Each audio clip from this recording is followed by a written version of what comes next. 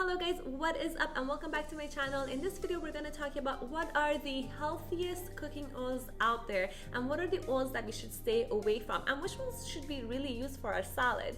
Now I'm going to answer all of your questions. If you're anything like me and if you've ever read an article on any of these things, you would be a little confused. You're not sure which ones to use. Is it canola oil, avocado oil, coconut oil, olive oils, or is it, God forbid, butter? So we're going to talk about that in this video. If you're excited, make sure you give this video a thumbs up and let's get started.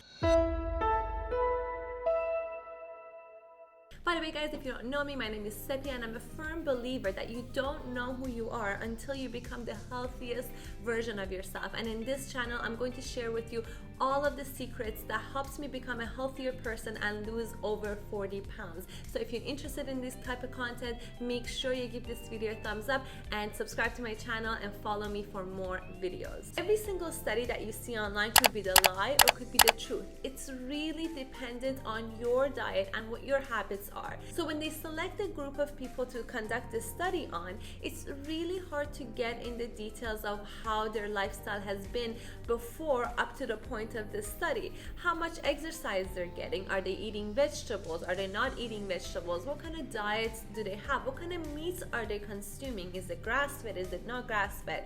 So all of these factors play a role in the results that they're going to conduct from that study. Do you agree? So when we see an article titled as animal fat is going to kill you, we need to be a little bit more careful before making any big decisions and changing up our diet. Okay guys, I'm gonna be honest with you, I'm not a nutritionist, but I'm a really good researcher because of my background in physics. Now I've been doing a lot of research and a lot of reading books and articles in the past month to figure out what is the best kind of fat and oil to use on a daily basis. And I've decided that lipid scientists are the only ones that I trust when it comes down to fat, because these scientists' only job is to study the role of fat in our body, so why not take their words for it, right? So in this video I'm going to share everything I've learned from them. Here is a short history lesson for you. Back in 1800, Napoleon III offered a prize to whoever could come up with a cheaper substitution for butter so he could feed his army. With good intentions, a lot of engineers and scientists started working on this project. They started using a lot of heat, pressure, hydrogen gas, as well as catalysts to be able to form and create margarine. The catalyst is the most important part because without the catalyst, the actual fatty molecules are going to be stiff and they're going to stick together and they're going to form a trans fat. That's usually the cause of clogging your arteries. As our population grew, a lot of companies started following this trend, creating and processing and extracting oil from anything they could find. After that, they came up with a lot of studies to prove that trans fats that come from these processed fats and oils are the #1 reason of heart disease in America. So once we see these articles that trans fats are bad for us and we see all of these studies and everyone starts talking about it, we're obviously going to be scared of trans fats. I know I am too. But we have to keep in mind that trans fats are also in animal products. They're also in dairy products, but there's nothing wrong with those. So the problem started when we started processing food and becoming industrialized. So what we need to do is to stay away from processed oil and processed food as much as we can. There's nothing wrong with consuming grass-fed, healthy animal products. If you actually take a look at this World Journal of Cardiology, it talks about cardiovascular disease being a global problem, and then on this chart it shows the cardiovascular disease is very high in a lot of developing countries, for example, and then here in Africa is very low compared to Europe and Central Asia.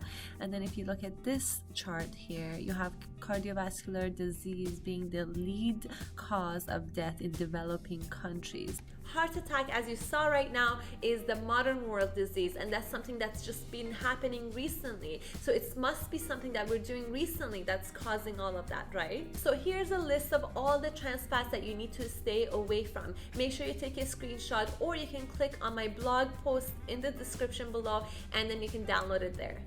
So aside from trans fat, we have saturated fat. So as you can see on a saturated fat molecule, all of the carbon molecules are completely paired up and there's no room for reacting to any other molecules. We also have monosaturated fat. These molecules have one room to react. And of course, we have polyunsaturated fat. These molecules have 2 or sometimes more room to react. So what makes these different types of fat unhealthy? Oxidation. When they react with oxygen, they're going to create free radicals that are going to go and swim through your body, and they're going to react with anything that they can find. They're the #1 cause of cancer, stroke, heart attack, and other problems. What makes oxidation easier? Heat. So we gotta be really careful what kind of oil we use to cook with. So what is the healthiest oil or fat to cook with? We want something that has a great ratio between saturated and unsaturated fat, omega-3s and omega-6s, and has a high smoking point. And as I mentioned, we want to stay away from all the processed oils and fat as much as we can. Vegetable oil, corn oil, canola oil, sunflower oil, cottonseed oil, safflower, rice bran, and grapeseed oils, or any other type of oil that is extracted from seeds and flowers are heated, processed, and bleached. Therefore, they lose their healthy fat and antioxidant during the process.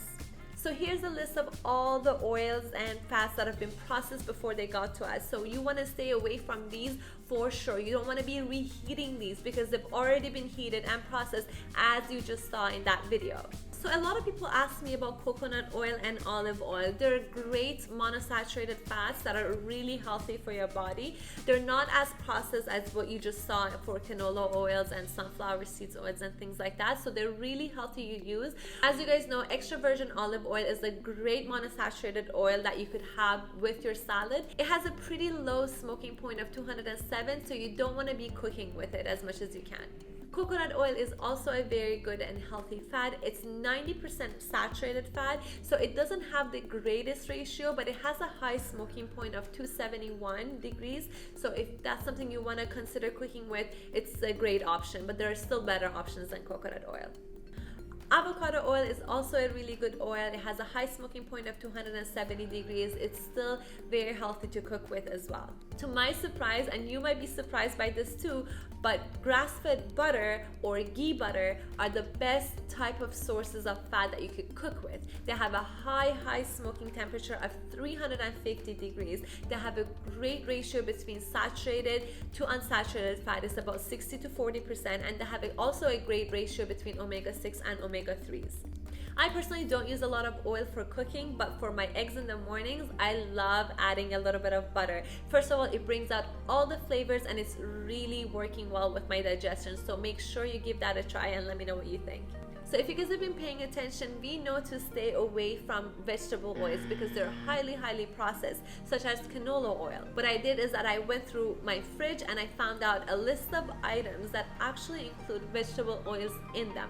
These are the items that you want to stay away from. So you want to go and see all the products that you have in your fridge and go in the back and see if they have canola oil, sunflower seed oil, corn syrup, and things like that in them. So make sure you stay away from those products. So here's a list of all the products that I could find that has vegetable oils in them. So take a screenshot, and if you're trying to have a heart healthy diet, make sure you stay away from these products. Let's take a look at Fruit Loops and let's look at the ingredients. As you can see, there's hydrogenated coconut and vegetable oils in it. So this is what you want to avoid. Also guys, one more thing that I wanted to mention in this video is to keep in mind when you're ordering outside food, you can be sure that they're using vegetable oil in their food because it's cheaper, and they're most likely not going to be using grass-fed butter to cook their food. I know it might sound a little weird to ask your waiter or waitress to cook for you with another oil, but trust me, they're actually used to the question, so you can try it out and they'll be more than happy to accommodate. Okay guys, that's it for this video. I've actually put a lot of work into this video. Make sure you give it a thumbs up, share it with your friends, subscribe, hit the bell button, and thank you so much for being a part of my YouTube journey. Here's a video for you of how I lost 40 pounds, and here's another one that talks about how to become more disciplined. I hope you click on them and you enjoy watching them as well. Thank you so much again. See you next time.